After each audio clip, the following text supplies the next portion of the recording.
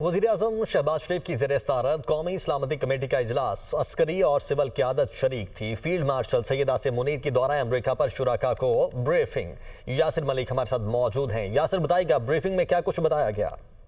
देखिए, जो कौमी सलामती कमेटी का इजलास है उसका बाज़ाब्ता एलामिया जो है वो जारी कर दिया गया है। एक तो वज़ीर-ए-आज़म मोहम्मद शहबाज शरीफ की ज़ेर सदारत आज कौमी सलामती कमेटी का इजलास हुआ।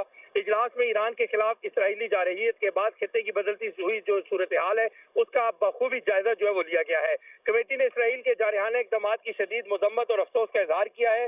ये फौजी हमले उस वक्त किए गए जब ईरान और अमेरिका के दरमियान एक तामीरी मुज़ाकराती अमल जो है वो जारी था।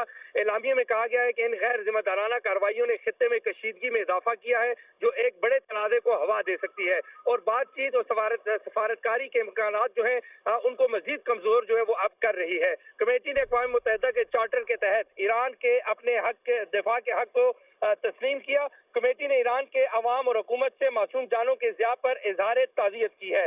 जख्मियों की जल्द से जाबी के लिए कमेटी ने जो है वो दुआ की है और पाकिस्तान के ने वाज़ेह मौक़िफ़ का इआदा करते हुए ये कहा है कि कमेटी जो 22 जून को फरोद नंतर और असफहान में ईरानी जोरी तनसीबात पर जो हमले किए गए हैं उसके बाद मुमकिन बिगड़ती हुई जो सूरत हाल है उस पर गहरी तशवीश का इजहार जो है वो किया गया है।